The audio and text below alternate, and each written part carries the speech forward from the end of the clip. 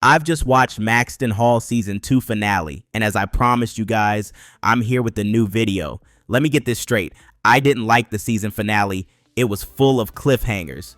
But luckily, I got everything you need to know about season 3. So let's talk. Of course, we're going to start with Mortimer the Beast. You guys don't know how much I'd like to beat the shit out of him. I can't even stand him. Everything he does is pure evil, and I just don't understand why he's doing it at this point. He keeps saying that it's all Ruby's fault like he's a 5-year-old. She has no idea what James is doing, and she has literally no intention of interrupting anything that's been going on in James's life. But this pathetic 50-year-old man keeps trying to make Ruby's life a living hell.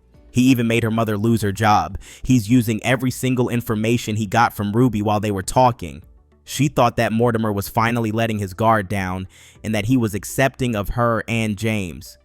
And the fact that he's using everything against her is just disgusting.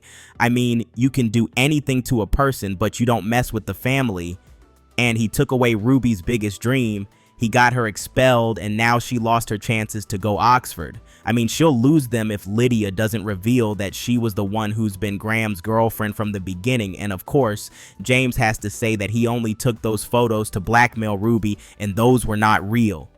After everything she's been through because of them, they owe this to Ruby. Nobody has to deal with 50-year-olds' tantrums, especially not an 18-year-old. I was thinking that after the will hearing they'd be free and that they could get away from Mortimer. But the things didn't go as planned. I don't know how, but he somehow managed to fabricate the will. And now the twins and also Ophelia are not getting anything. But I think that this will be the thing that'll bring them closer. Now that Lydia and James have left the house, they'll eventually have to go to their aunt's place. It's not like they can stay at Cyril's forever. Also, they'll need money, and they won't be asking for it from Mortimer, so their aunt is their only choice.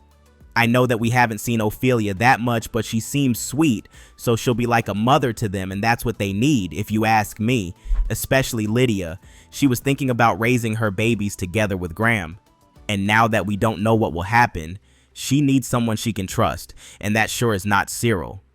We don't know what will happen to Graham. They can even arrest him, so someone also has to help him.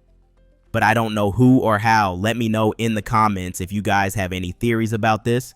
As you can see, the things we talk about so far are the things we usually talk about. You know, Mortimer trying to play with a high schooler's life, Ruby and James crying all the time, Lydia being pregnant in hell and that kind of stuff.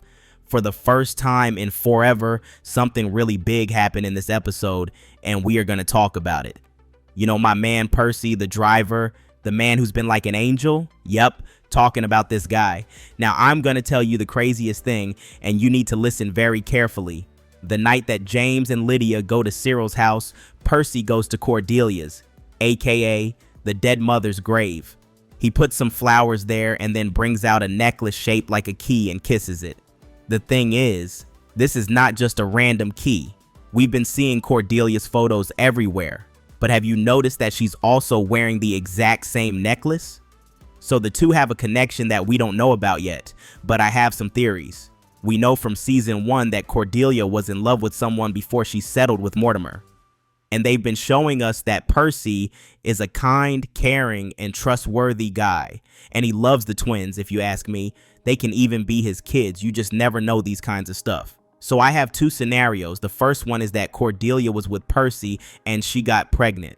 After her father learned of it, he married her off to one of his friend's sons. Nobody knew that the twins were Percy's, so he became the driver to see his kids. Or the kids are not his, but he was the love of Cordelia's, but again, nobody knew. After she got married, he kept being the driver so that he could see her and be as close to her as possible. Either way, he loves her, and I think that he knows things that the others don't know. Harriet and Damien, aka Ruby and James, had already said in an interview that we're going to see some of the side characters' stories in season 3. So I'm telling y'all, Percy is definitely one of them. He may even be the one to save them from Mortimer. I guess we'll have to wait and see. You may ask, but how long? So here's everything I know about the release date.